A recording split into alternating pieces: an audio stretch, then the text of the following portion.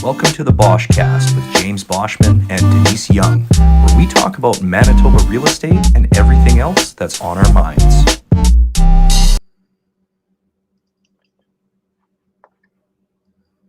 All right, everyone, here we are again, episode 3.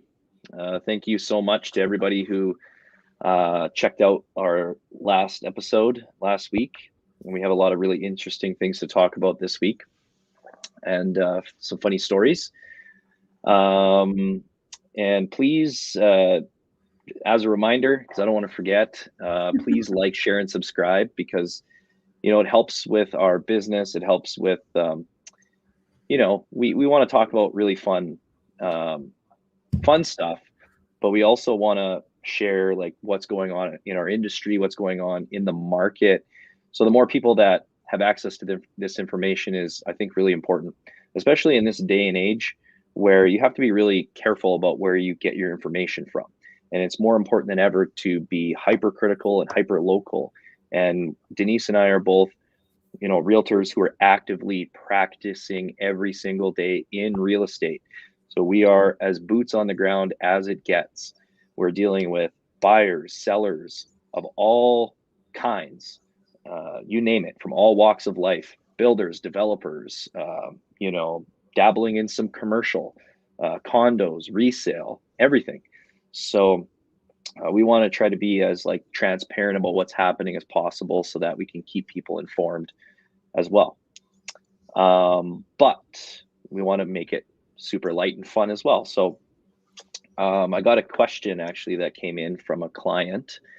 And before we get into this podcast too deep, the question was, what's a really interesting thing about you guys that most people may not know? And you can go first, Denise. You can answer. I don't know how interesting it is, but most people might find it a little shocking because I'm an avid reader and movie watcher, and I only watched and read Harry Potter last year. Never had seen any of the movies or read the books prior to last year. How dare you? I know. With all my nieces and nephews loving them growing up, I managed to not. And I don't know, I think the whole Potterhead mania had me kind of scared to attempt it. But yeah. Yeah, it's well, I'm glad that you finally got into it. Yeah. So did you just binge them all? Did you do a big... I did. My nephew wanted to do a movie marathon when I was visiting in July. And so it was end of April when I had helped my sister move to Kitchener. And he had mentioned that while I was there. And so I read all the books in that, 9-10 weeks between visits. And then we were going to watch the movies together when we were in Kitchener. Unfortunately, and fortunately, my great niece ended up staying with us, and she's only 7, so it wasn't really appropriate to watch them with her. So we ended up not watching them. So I had to watch them myself this fall. Oh, nice. Yeah. Yeah, they're great. Did you like the books better or the movies better? You know what? They both had their pros and cons. Definitely different though. Yeah, they're definitely different. I really enjoyed the books. Yeah. But yeah, the movies definitely had their charm as well. But That's awesome. Yeah, I so one of our friends recently told us that she binged the entire Lord of the Rings series in a day. Oh my! 17 or 18 hours of watching with all the extended cuts and everything. Wow. So that's pretty crazy, but yeah, I felt proud that I managed to do all that in a year. Yeah. Movie marathons are fun. I want to do that more. I want to do Lord of the Rings, Harry Potter. I'd love to do a Marvel one, but it's hard to you have to look up which order to watch them in. I'll send you the order. We've done it. It's so fun to do it in this order. Yeah. That's cool. Yeah. That's one thing that's on my bucket list for sure. So for me, interesting thing that most people may not know. Well, I have one that I want to say, but I don't want to incriminate myself in the city of Portage la Prairie. So if you don't hear from me in a couple of days, I may be in jail. Okay. But when I was in like, I would say grade 9 to grade 12, I was a wild kid. I used to skateboard, and I was in a hardcore band, and I was kind of like a ruffian. I was did whatever I wanted, and partied, played a lot of pranks on people. It's all harmless stuff. Like, I wasn't really doing anything illegal, but I would go to my buddy's house quite often, and we were notorious prank callers. So did you ever see that show Crank Yankers with No. those puppets? No. So that was like one of my favorite shows back in the day.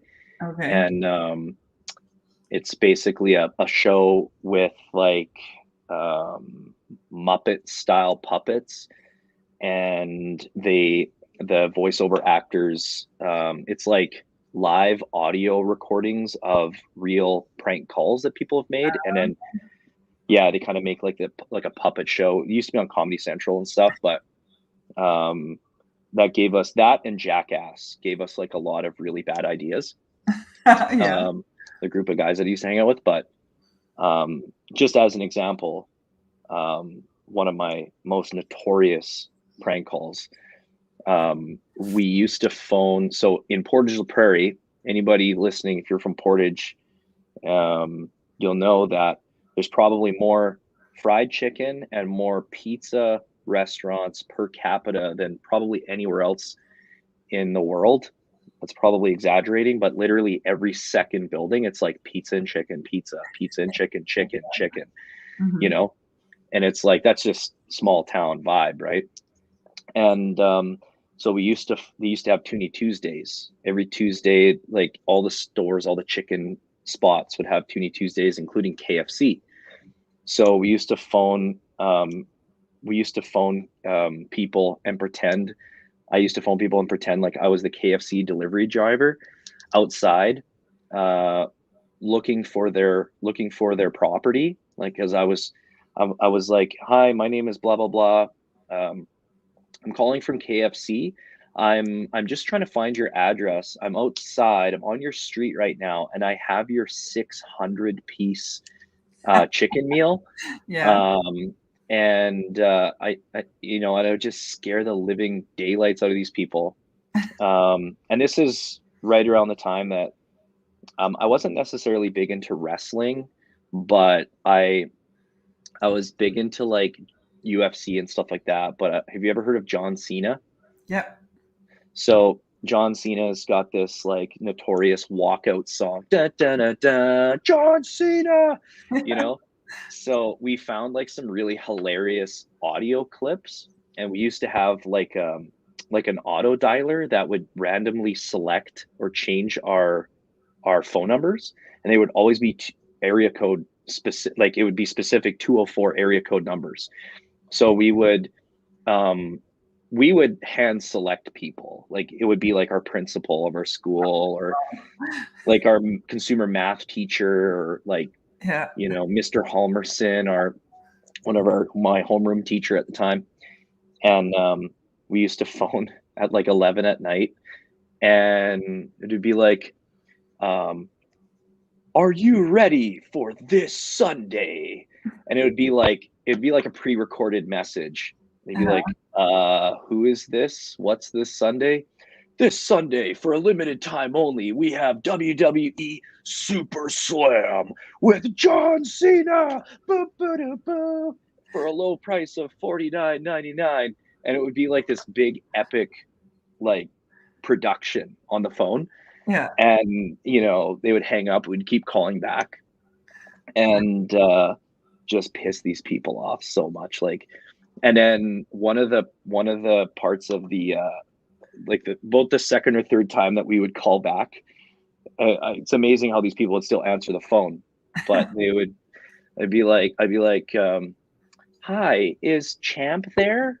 And they're like, "Champ? Who's champ? Who is champ? That is a question that will be answered this Sunday night with John Cena. Dun, dun, dun, dun. Oh my God. I'm pretty sure that we hit like local MPs and like different political figures. I don't know how we found their phone numbers, Denise, but like, yeah, we were terrible. So They're bus benches. yeah. Oh yeah. Oh yeah. We never called realtors. That's one thing, because we didn't really have like city bus bench. We didn't have city bus in Portage, so we didn't have a need for bus benches. But I should have called more realtors. It's just funny that I'm talking about this, because last episode I was talking about how I absolutely despise when I get like unsolicited phone calls from people. Yeah. And then I remembered after, I was like, man, that was a pretty big piece of shit back in the day. So well, I have to say that is the best thing about not having my bus bench anymore, is not having so many crappy phone calls or texts. Because like I used to get so many bad ones. Yeah. And at all times of the night, even. I was talking to another realtor yesterday, and he was like, do you have like an I can't remember what it's called, but apparently you can get like a it's like I don't know if it's a dialer, but it's kind of like a receiver.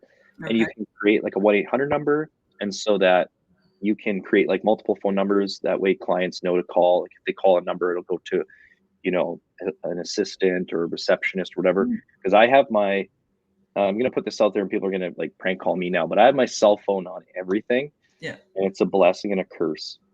So, because I get phone calls like, that are directed towards builders and developers and stuff like that. And I have to like weed through them, and it's very time consuming, but yeah, prank calls that was my bread and butter back in the day. But yeah, so getting into the meat and potatoes of today's podcast, next week, Wednesday, January 25th, there is another Bank of Canada policy rate. That's the next rate hike, so to speak. There's kind of three things that can happen. The first thing that could happen is the Bank of Canada doesn't hike rates, which I don't think is going to happen. So I forgot to put the cool banner up here. Yeah. So one of three things, they could either not hike rates at all. They could raise rates slightly, or they could slam us with another, 50 basis point hike or something like that. So a lot of people out there making predictions, and I mean, nothing shocks me anymore in this crazy world. But what do you think is going to happen? I think 0.25. I don't think they're going to go all in. But yeah. I would say the same thing. I think just based on some of the research and stuff I've been doing, it's unwise for them to hit us with a 50 basis point hike at this point. Over almost 80% of the data, like 80% of the market, is basically pricing in 25 basis points. Mm-hmm. They're not going to not hike rates, because,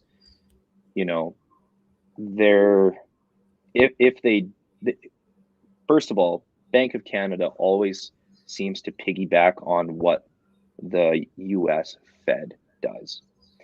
And even though we don't have quite the population and we're a totally different country, we're still, North America.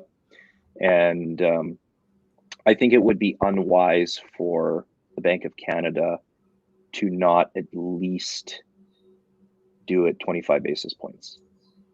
Because if they didn't raise rates, then it sends signals to all the markets that, the doom and gloom is over and their rate hiking cycles are over, and the markets start raging again. It sends the wrong signal, right? And then we're back in this like stagflation territory where inflation's not coming down, markets go up. When they send the wrong signal, the market goes up, and then they have to like keep raising rates again to like get it to come down, and it's like this.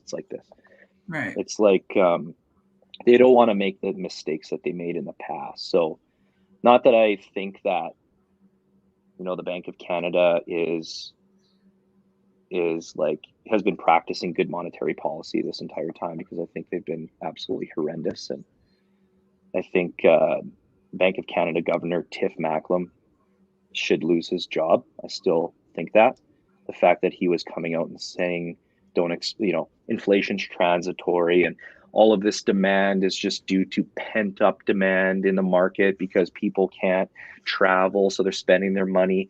It's like, no, it's a money supply problem. It's, you guys helicoptered in 30% more currency into our economy, and it was, cheap money, flooded with cheap money, low interest rates, low inventory, just like the perfect storm. And then they let the fire burn for too long. And now they're coming in, there was no forward looking indicators. They weren't thinking ahead. They just acted. And now we're in the spot where we are. So when the Bank of Canada looks to the Fed, and the Fed remains hawkish, and they set the tone, then it's not wise for the Bank of Canada to be dovish. But I also think that there's a lot of talk out there right now in the markets that the Bank of Canada, their target, they're coming out and they're saying by summer of 2023, we want to be back down to our 2% inflation target. Do I think that's going to happen? I don't think that's going to happen. I think the majority of businesses don't think that's going to happen. So I think that they have to move that goalpost up.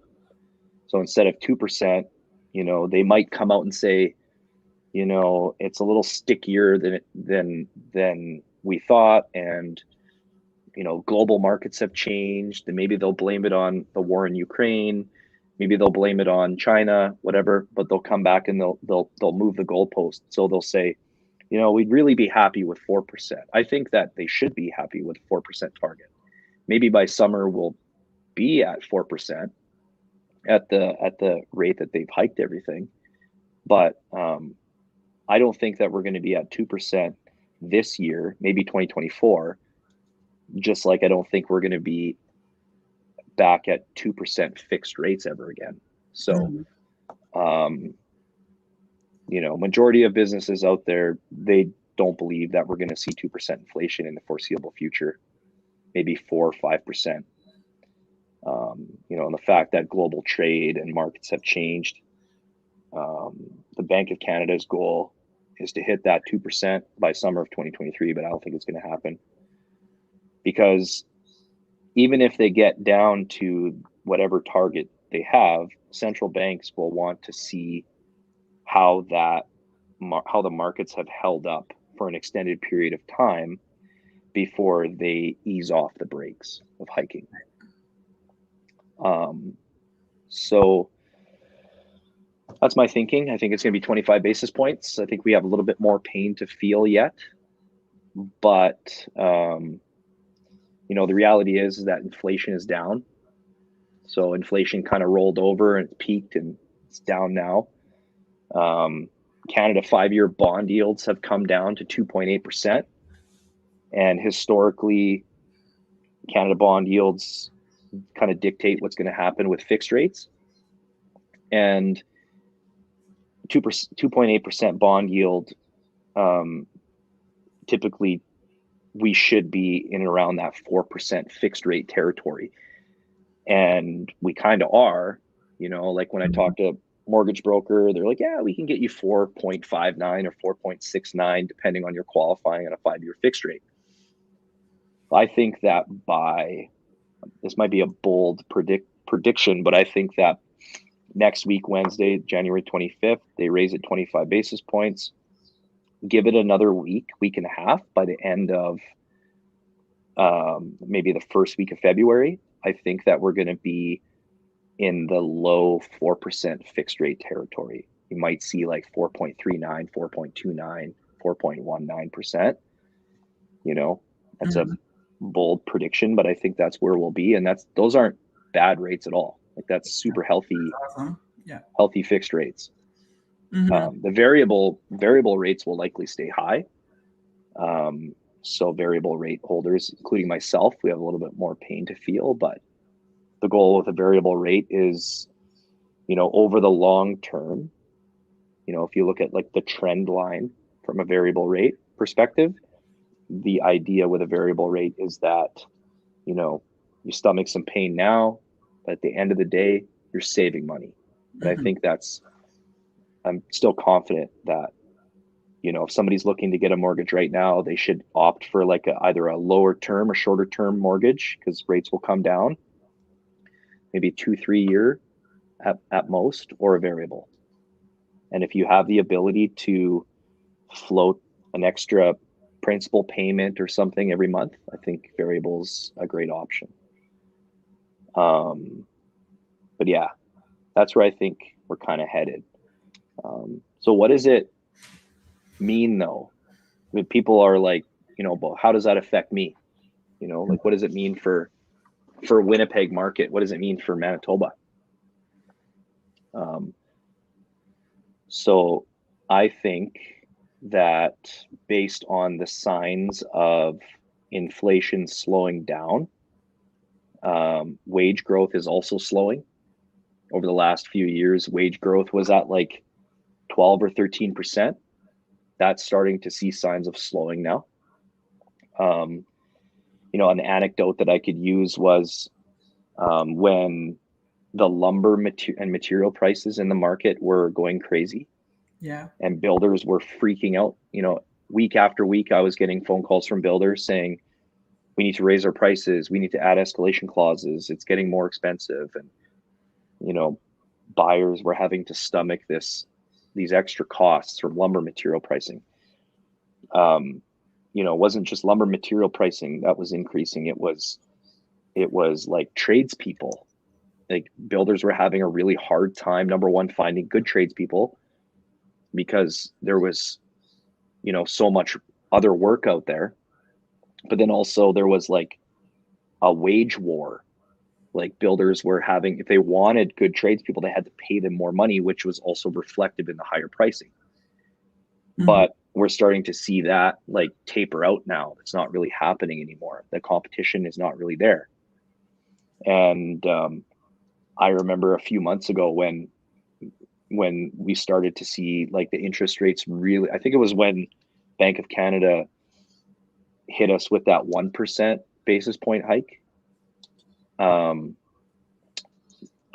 remember picking up the phone and calling a builder because he was freaking out about, well, you know, I can't get a framer, or I can't get a plumber, or can't get this. They don't want to work. They don't want to work for me, you know. Now that's rolling over. They're all phoning that builder, those same people that said, no, we're too busy. We have a higher wage job over here or whatever. Now they're phoning back. And I told them that would happen, and it's happening now. They're phoning and they're like, hey, do you have work? It's like, have the tables turned now, right?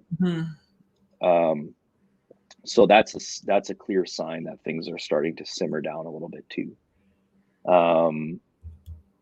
But yeah, full-time, part-time employment is still increasing. So there's a lot of talk about recession and stuff like that. I don't think that we're quite recessionary yet, because we would need to see like an absolute annihilation of jobs. Like 2008 recession, businesses were closing their doors. People were getting laid off left, right, and center. Like it was a bloodbath out there. Yeah. And we're not seeing that here. No, we've heard of some big layoffs in maybe Toronto. Yeah. But you know, what was the big layoffs here? 39, was it 39 or 30 only? I don't remember. Still lots for you know, a small area, but at New Flyer a couple of weeks ago. Yeah. Yeah.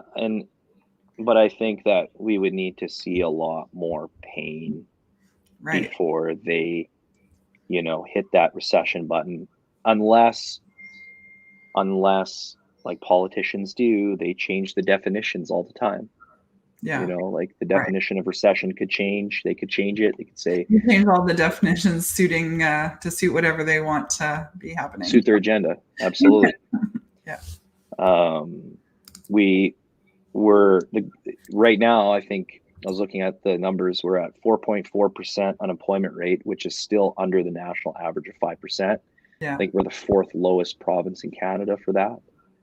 So that's good. And that hasn't changed since November of last year. Right. Our real estate market is also a lot more, say, stable than those other areas like Toronto, Vancouver. You figure when you look at the numbers, like I know we're not having a lot of bidding wars, but the stuff's still selling. The numbers aren't bad. Yeah, I think like prices are remaining relatively stable because of our low inventory. Like we have kind of an inventory shortage in Winnipeg specifically compared to same time. If we eliminate the pandemic anomaly years, 2020 to 2020 or 2020 to 2022, we eliminate those years and say we're going back into a balanced market again, like pre-pandemic market, which that's the goal. And I think that we will get there. I think that by second quarter, maybe by summer, we're going to be totally back to like 2019, just with higher average sale price. But in terms of like the comings and goings in the market and like, the habits of buyers and sellers, I think it's going to be, very similar to the way it was in 2019. And in 2019, if you look at our average inventory, so like end of December of 2022, so just last month, and compare it to 2019, we have 1,000 homes. We are 1,000 homes shy in Winnipeg, not the surrounding communities, right, than we were in 2019. So we're 1,000 homes shy. Wow. So that's our saving grace right now. That's what's keeping our sale prices from, going down. If we had more inventory, then it'd be a different story for sure. But so that's the one saving grace. Now, how does this all affect a buyer or affect a seller? So I would say, like, if I'm giving advice to a buyer right now, I'm saying the best time to buy is when there's opportunity like this in the market. If you can qualify, and like I said, if you can lock in for like a 2-year fixed or 3-year fixed, stomach that pain, or go get qualify at a variable rate. I mean, gosh, even if fixed rates come down to 4.39%, that's not the end of the world. If it makes you feel comfortable, you want to know exactly what your payment's going to be, makes you feel super comfortable, just know that, those fixed rates will probably come down, whether or not we enter a recession, those rates will come down. And so I think that there's opportunity in the market right now. I'm not just saying that because I'm a realtor and all that kind of stuff. I'm saying it as a potential buyer as well. Like if I hadn't dedicated the investment decisions, like if I hadn't dedicated money to the investment decisions that Tara and I made, knowing what I know now and seeing what I'm seeing, I would be all in on real estate, because this is the time when people build true wealth in the market. When there's, the whole buy low, sell high thing, this is the time to buy. Buy when you can get a great opportunity or a great deal. Yeah. And if everyone is sitting on the fence at the same time and everyone is waiting for the perceived bottom of the market, number one, that bottom I don't think is going to come here.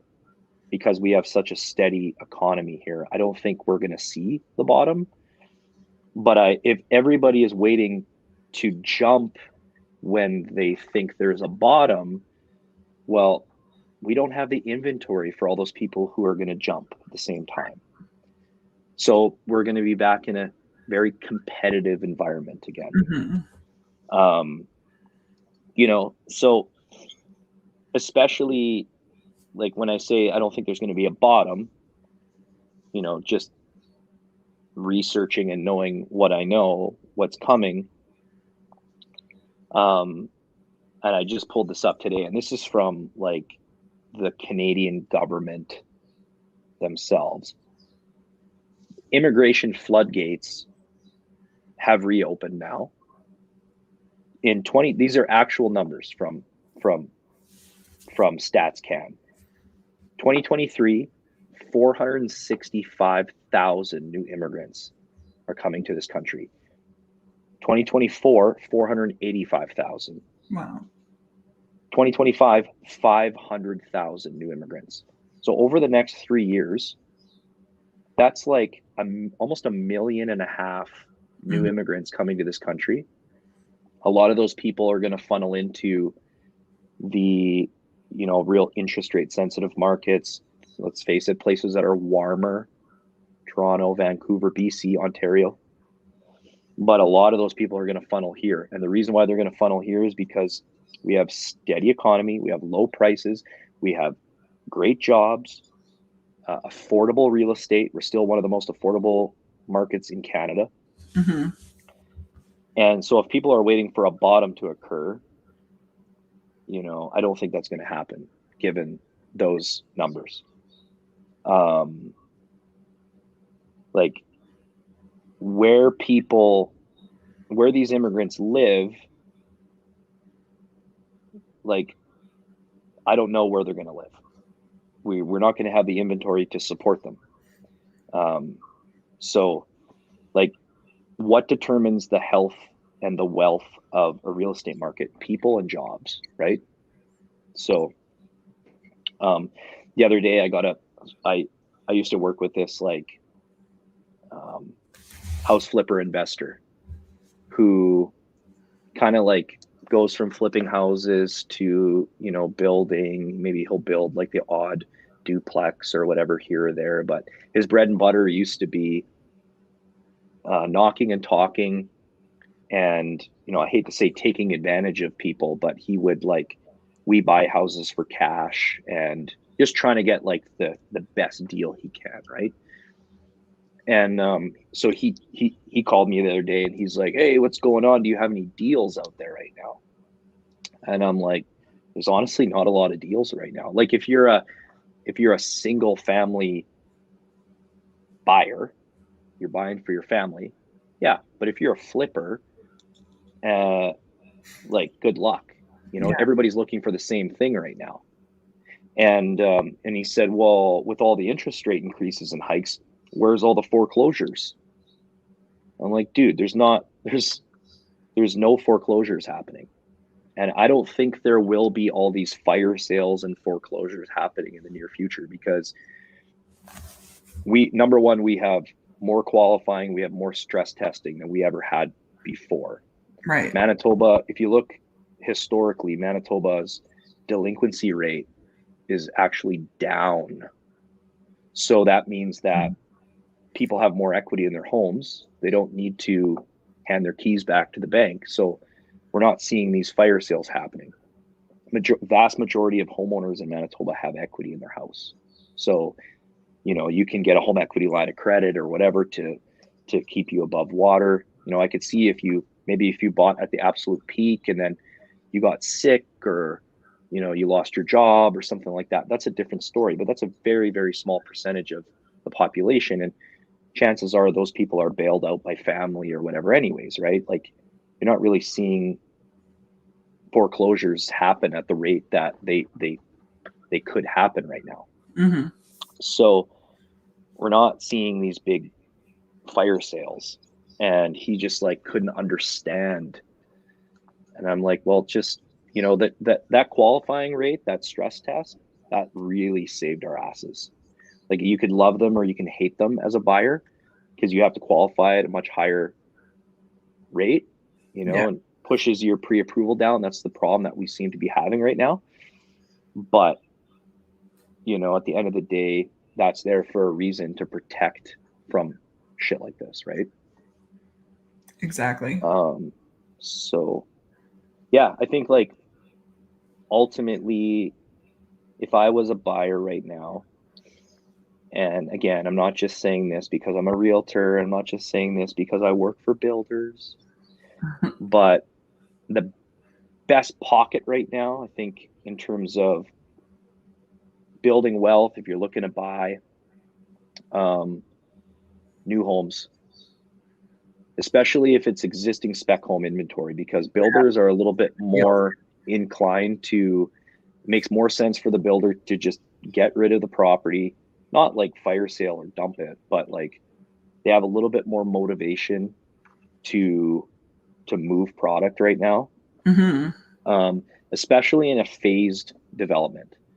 So like, if I had a like a family, a young family, and they were like, what would you do right now? I'd be like, buy something that's under construction, where the materials are paid, everything's priced out, or something that's finished already, a brand new home in a phased development in a desirable community within 20 to 30 minutes outside the city, in a good municipality, because you can get it for, I would say, I don't want to say the bottom, but you can get it for a really great deal right now.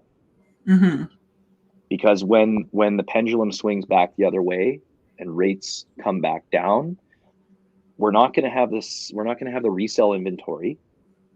People are going to be flooding back into the new home market.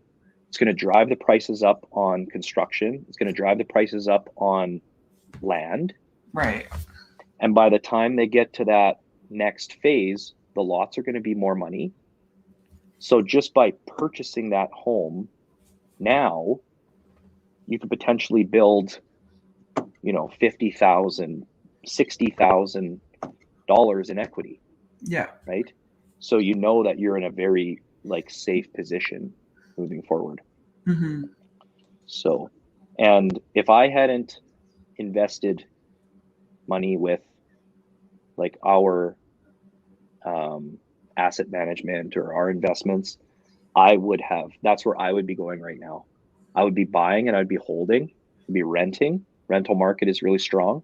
Yeah. And then I would be, and in 5 years from now, I'd be selling. And the difference that people will see in their equity is going to be amazing, I think. Yeah. Specifically with the opportunities with new homes, because you can do a lot of the sweat equity stuff yourself, landscaping, fences, decks, if you have the ability to do that kind of stuff. Right. And it's a really good opportunity. So, so my prediction for the first quarter of this year, I know I made this in the first video, but I think it's going to be some of the same of what we're feeling already right now. We're going to have low inventory, low demand, and the Bank of Canada may hike another time yet. I think they're going to go up maybe 0.25 again, and then that's it.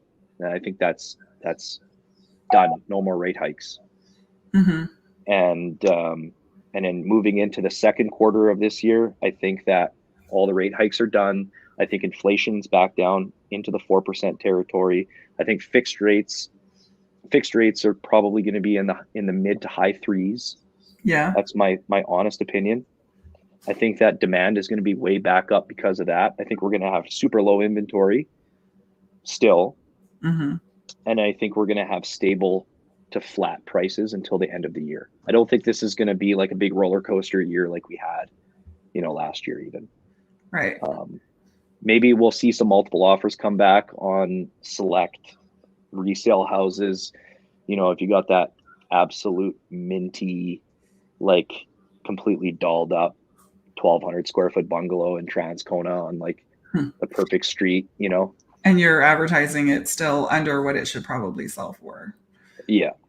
Yeah. we might see that come back. I think by summer we might have a bit of a delayed spring market versus what we were used to in like a normal market because of that. But the moral of the whole story, the picture that I'm trying to paint here, is that the sky is not falling. It's not doom and gloom. And I'm sure as shit glad that we live where we live, you know? Yeah. The list to sold ratio is still like 96%, which is sure down a lot since last year. Cause last year around this time, I think it was around 113 and it peaked in April, May around 120. Yeah. That's just for Winnipeg, but we're still seeing like lots of, I won't say lots, but several bidding wars. I mean, it's only the 20th of the month. We haven't even been a whole month into the year, and there's already been 15 bidding wars in Winnipeg alone, right? Like, yeah, out of, and that's low inventory. I mean, that's in low inventory. We got a lot of buyers that are, maybe they took a break over Christmas and holidays, and now they're like, oh crap, we better buy something here. Yeah, if we and soon, it's people and that's kind of the story of like, middle to the last half of last year was like a lot of people chasing the rate hikes, right? Like trying to beat the rate hikes. And so people are willing to, so as much as I talk about opportunity, for buyers, there's still absolutely, because when you've got a buyer out there that needs to buy, like I'm dealing with military and RCMP relos right now, and these are people who need to buy. It's like we've got a posting there. We start our job at the end of February, and we don't have a choice. Like we're coming in on a Friday. By Sunday, we have to own a house, and like those buyers are still out there, and those buyers that have, maybe they got to capitalize, like especially if they're relocations, chances are like they got to capitalize on the peak. If they had a home, say it's Surrey, BC, for example, maybe they have tons of equity and they got to capitalize. And our, $380,000 average sale price here is like peanuts to them. You think those people care about 4 or 5% interest rates? They don't care. They're coming here with like $500,000 worth of equity. They're just going to transfer it over and have little to no mortgage anyways. So, and like, that's another thing that we haven't talked about is relos. Relos are happening again, and they will continue to happen. And these people are going to go to very stable, steady markets. And, despite our weather, despite, murder capital, whatever, like we have the best real estate market. We do. So, and I think the proof will be in the pudding come Q2 of this year. Yeah. I think we'll look back and we'll be like, wow, what a crazy time we went through. And, but like, at least we don't see the big swings like these other provinces. Like I have a buddy who's a realtor in the Surrey area, and in his area at the absolute peak of that roller coaster market, he was selling, average 70s, 80s built bungalow in his area, 1.6 million. Wow. Getting multiple offers at that, which is just insane. Like I can't fathom that. But, a couple of weeks ago, he's like, yeah, you want the same house that I can get it to you, 850, 900K. I'm like, oh, so you're telling me that's a $700,000 swing in value? Wow. Yeah. And he's like, well, what's your swings look like? I'm like, try like 20 to 50,000 at like worst case scenario, 50,000, worst case, but like average, maybe 20 to 30,000. And I'm like, but we're also in a market where, we get an offer that's $5,000 under asking price. And the sellers are like, no, counter them, meet them in the middle at 2,500 under asking. You're like, right. I can't imagine. Can you imagine getting an offer for 700K under list price? Yeah. So like that's what we have. People have to look macro like that. They have to look to other provinces, so that, you know, when you do that, you're like, holy crap, like it could be way worse. Yeah. So for sure. But yeah, that's enough of my market rant and what I think, my predictions of what I think is going to happen. I hope that I'm not offside. I mean, I'm not an expert, but when I want to, I can do my research. And I think that, you know, again, nothing shocks me anymore. Bank of Canada could come out with a 2% rate hike on Wednesday, and then it's just like, okay, scrap everything that I just said. But I don't think that's going to happen. But yeah, let's get into some stories. Like, let's get into story time here. Story time. Adventures in real estate. So I got there's a lot of crap that we see in our day-to-day, and some of them are really bad, and, you know, people falling in holes and stuff like that. But some of them are kind of funny as well. And so a few years ago, I'd say maybe 3 or 4 years ago, I had this really nice first-time home buyer couple, and they were shopping in, like, they wanted to be in like Transcona, like East Kildonan, Elmwood, Transcona. So we see this cute little bungalow come up, and it was on their hit list. So we booked a showing, and you know, I got them in, and these people, nicest people in the world, but they were notoriously late for every showing. So, like, you know, I always still joke with them about this, but they were like, sometimes it'd be like, okay, we'll be there in 10 minutes. And then half an hour later, you're like still there. Yeah. But whatever, it was all good. Yeah. So I booked the showing, and I get there. I didn't get there early. They were late. So I go in, and, you know, when we book showings and we're looking at properties, 99% of the time, the sellers aren't there. But oftentimes their pets are, right? I never really understood how, like, me personally, somebody who has pets, I couldn't imagine, like, having my house shown and countless strangers coming through my property with my pets running around. Yeah. I'd be terrified for them to, like, escape or whatever. But anyways, I show up there, I start turning all the lights on. It's this little 2-bedroom bungalow, and waiting for my guys to show up. I'm kind of standing in the front window, and I've like looked over the entire house already. Like, I looked at the basement, I looked at the bones or whatever, and finally they text me and they're like, we're running a little bit late. I'm like, okay, whatever, no problem. Just come on in when you're here. And I'm standing in the living room, and all of a sudden I turn around and there's like 3 or 4 of these big fluffy cats. Like, I don't know if you've ever seen a Maine Coon cat, but they're like these giant fluffy cats. Yeah. So they come out of all these different rooms, and they're like, I guess they're hungry or whatever. So they start rubbing up against me. And I'm a cat guy.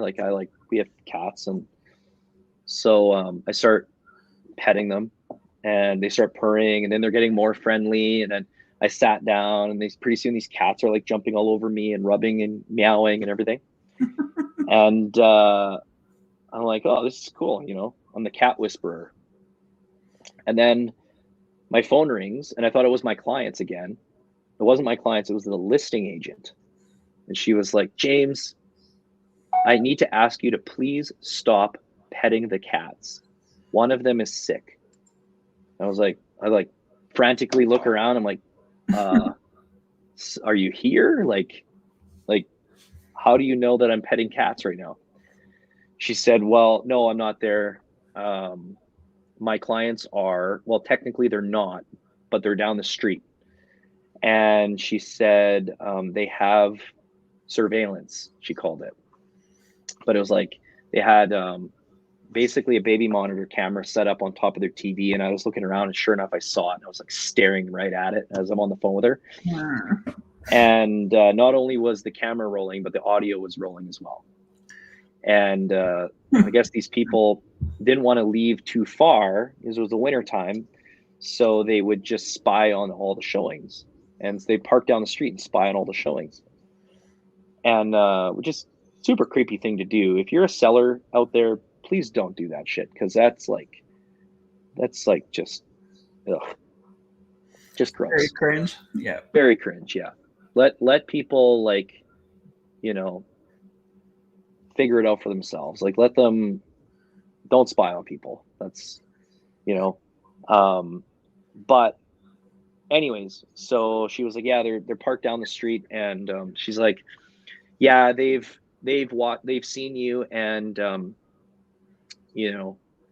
one of their cats is super sick, like he's got a disease, and they don't want him, like they don't want people touching him. I was like, okay, I'm sorry. And I was like, did they hear my like baby voice that I was making?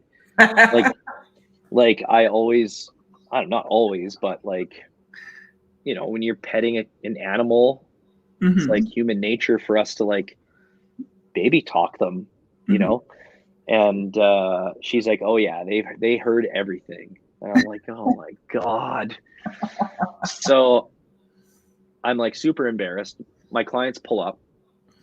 I see them get out. I like ran outside the front, and I was like, guys, just to let you know, there is a camera in the house. Not only are they recording everything, but they are listening in to all of the commentary as well.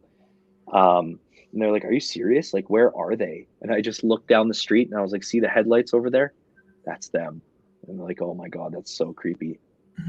So the husband, my client, is like this super outspoken, anti-PC guy. So I told him not to say anything, but he comes in there and he's like, what a effing piece of crap. What a dump. The floors are so crooked. Oh yeah, he just went off. And I was fully expecting to get another angry phone call from the listing agent, but I didn't. So, but I was too embarrassed to leave my card.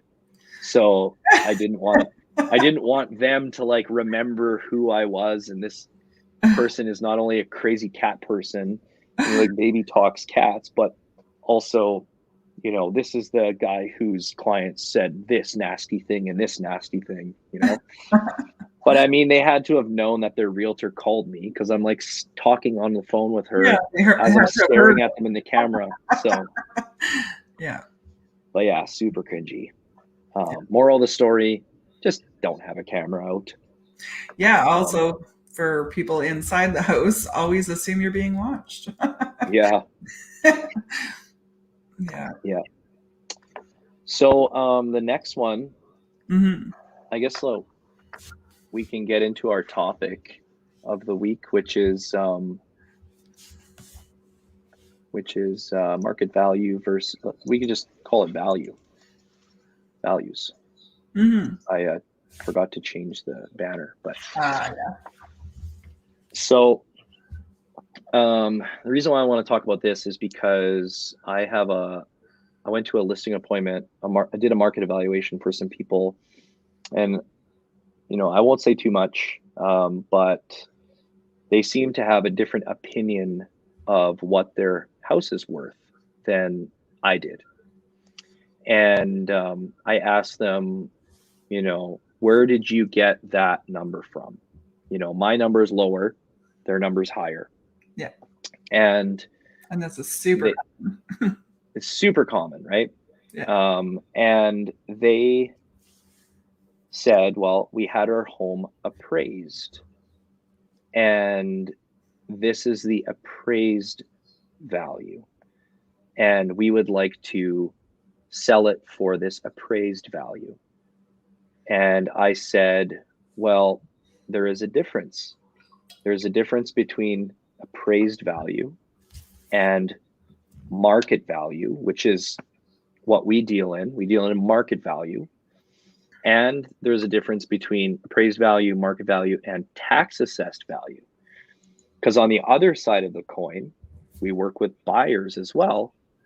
who used sometimes, most of the time, tax assessed value is lower than market value, than list price. Yeah, because it's based on 2 years ago or Yeah, more. and oftentimes people are like, well, why is this priced higher than the tax assessed value? So I think it's important to kind of share and talk about what the differences are and why market value is the most important metric to use when you are pricing your home for sale.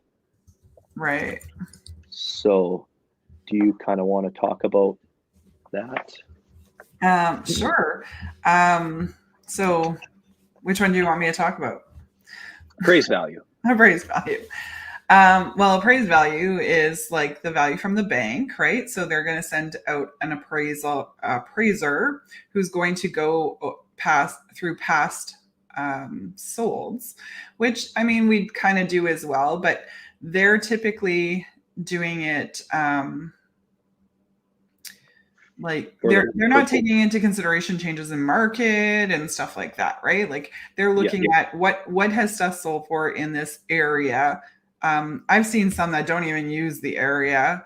One of my my clients was doing a refinance last year, and she had gotten an appraisal, and it was way higher than I would suspect her house would actually sell for. And when she sent it to me so that I could see it, and it was like her Transcona house was being compared to a house like in the Maples, even, right? Yeah, it was very, very different.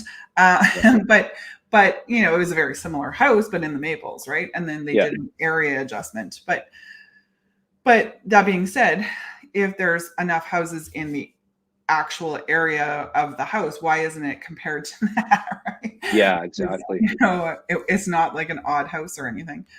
But anyway, so yeah, bank appraisal value often comes in a lot higher, and we want it to, because that's the number that the bank's going to decide if what they're going to use to mortgage the house, right? Okay, it's worth 300 and you're asking for a mortgage for 280, we're happy to give you a mortgage, right? Yeah. So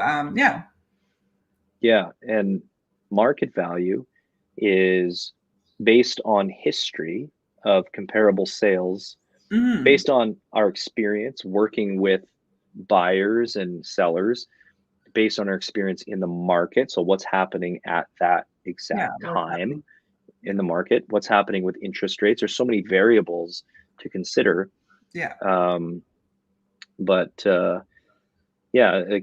It's based more on what a buyer is willing to pay for it.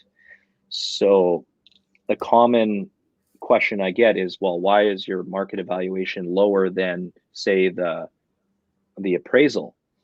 And then so I ask, try not to be rude or throw it in their face, but it's like, unless the appraiser is willing to come in here and write you an offer for the price that he's, is he willing to put his money where his mouth is? Do you think that he would be confident to write an offer and buy your property for that price? Because my data is showing that he's not. And the reason why we use hyper local comparable properties is to show what the market's doing in that same area. If you compare, I think appraisers a lot of times they compare apples to apples in terms of the house and like the features and benefits that house has. And that's why you might see them jump to like from Transcona to the Maples, for example, because maybe they have a hard time like finding the exact same property. But what's more important is, what is the market doing in this hyper local area? Right. And that's what our job is. And the sold comparable properties tell the story of what buyers have paid in the same time, as close to the same time in the market.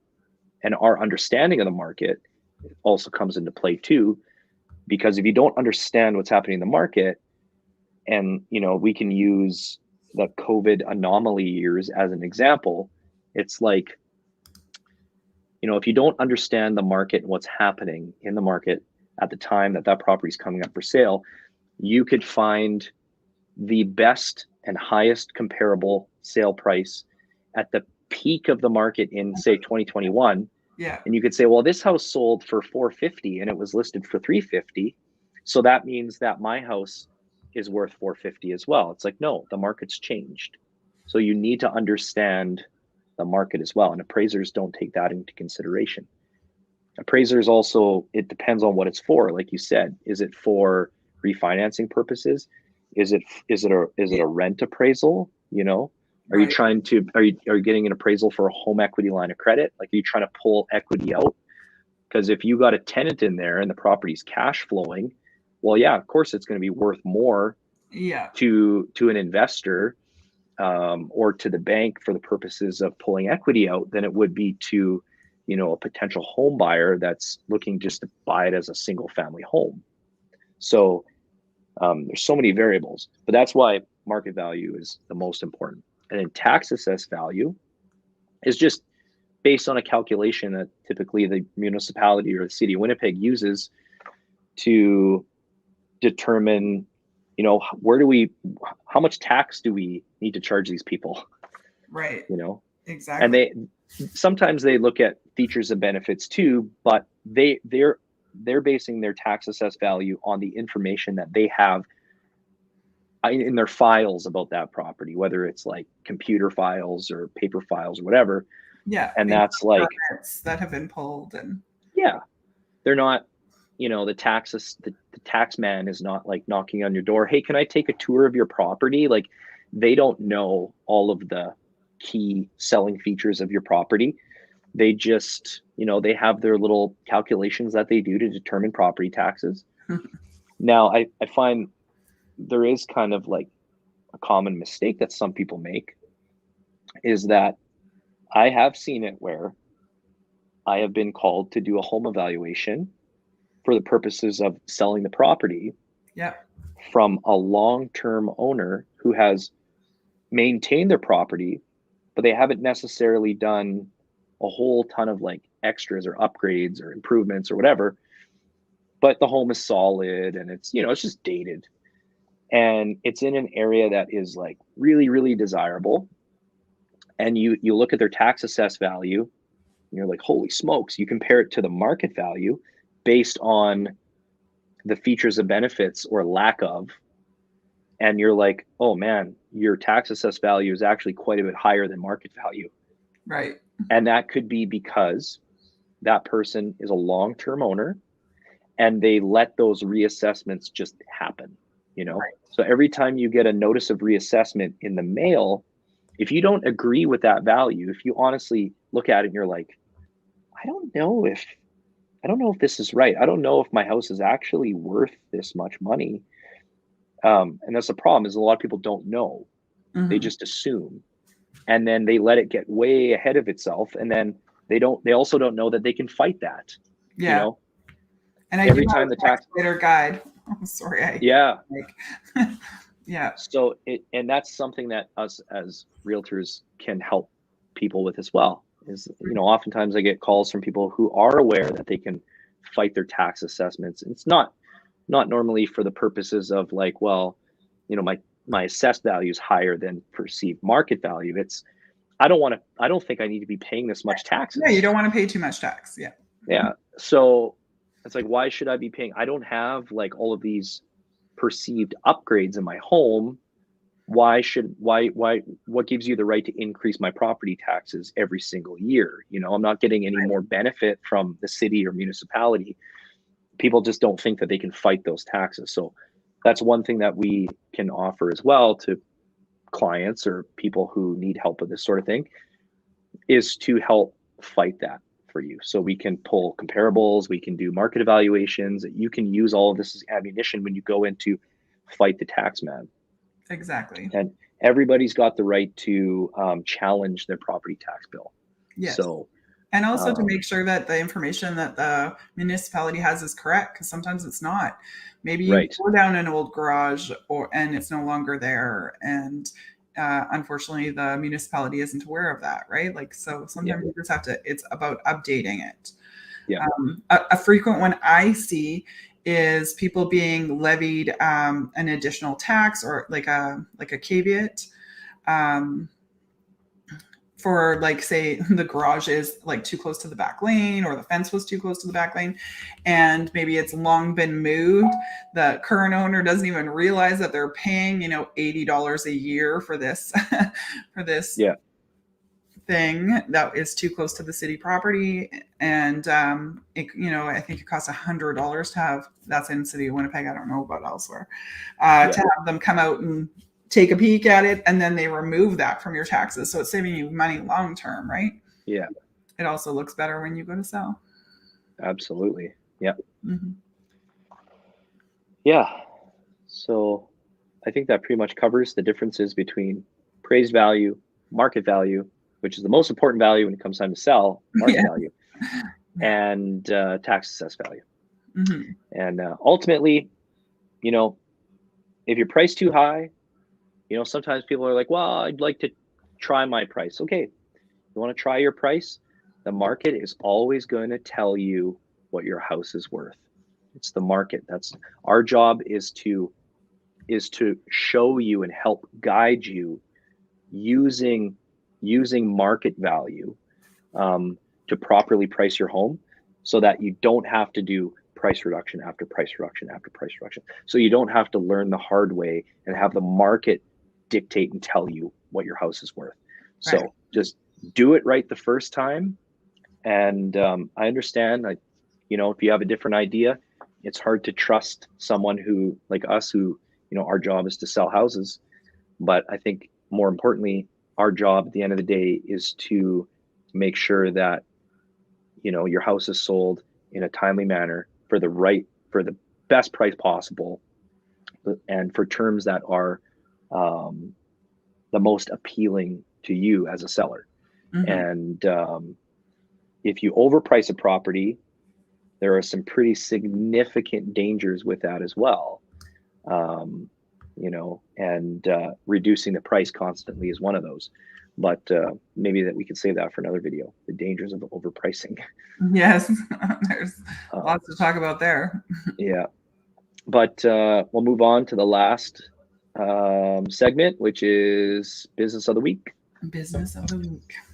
Give some flowers to some local businesses. Mm-hmm. So this week I've got two, and the first one I'm going to start with is a company called DSC Plumbing. DSC Plumbing and Mechanical. Actually, the guy's name is Dale Supak. Dale Supak. I can't pronounce his last name properly, but just Dale from DSC. Tara and I, my wife and I, needed to get a new water softener and iron filter, some other plumbing work done at our place, like a new pre-filter and stuff like that. And we tried to find somebody that was relatively close to our place. So Dale and his company, they're based out of Stonewall, and he came out and he tested our water for us. That was all included. So he did a water test to determine what kind of minerals we had in our water and how our existing softener and filters were working, which they weren't at all. But based on the mineral levels that we had, he recommended the right system, and he gave us different options, and we kind of picked, the best option. And he was very open and honest about everything. And yeah, he was in and out, and he did a phenomenal job, and he was super great at communication, and just a really, really good guy. And I wanted to shout him out and his company. For anybody who's looking, if you're rural, if you're in a small town, you have a well, you need some water treatment done, you need plumbing, DSC, can't say enough good things about him. Just super, super great guy. And it was pretty affordable too, actually. I was surprised. And now our system is running great, so no complaints. And then my second shout out business is, I guess not really a business. It's an animal hospital, mm-hmm. Oakbank Animal Hospital. Dr. Fleming I was a vet at Oakbank Animal Hospital. Tara has been taking her pets there forever, and we've been taking our animals there as well, and they're so good. Nicest people, the best advice when it comes to our animals. They really care about animals. They care about people. So if you're looking for a great vet, if you're in the city and you're willing to drive a bit, or if you're in the arm of Springfield or surrounding areas, East St. Paul, Oakbank Animal Hospital, can't say enough good things about them. So that's it for me this week. Mine is also something for our fuzzy little friends. I only have one this week. Perfect Paws Groomers. They are the groomer that that grooms my Shih Tzus, and they do an amazing job. The woman that does ours, Lori, I actually have I'll say a past relationship. She was she had helped me when I had wanted to get dogs originally, because we had never owned dogs on our own before. So she had helped me get Chihuahuas, and yeah, it was really awesome. So anyway, so now she's grooming and she does an amazing job. And they also have raw food and treats, as well as offer boarding. And they also offer mobile services for animals that would feel more comfortable staying in their own home. I like to take my girls there because they always get socialized with other dogs while they're there, and because it is a nice big place and they have lots of little areas that, you know, so that they will be kept with other little dogs. The other day they played with a baby poodle. He was like about 12 weeks old. Yeah. So it was good for them. And yeah, so that it was lots of fun. That's awesome. Mm-hmm. Cool.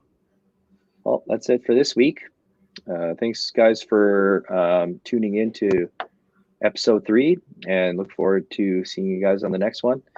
Hope you guys have a great week, and we'll see what happens on January 25th with the rates. And hopefully it's not all doom and gloom. Hopefully not. Okay. Awesome. Awesome. Take care, guys. Have a great week, and we'll talk to you soon. Bye. Bye for now. Bye.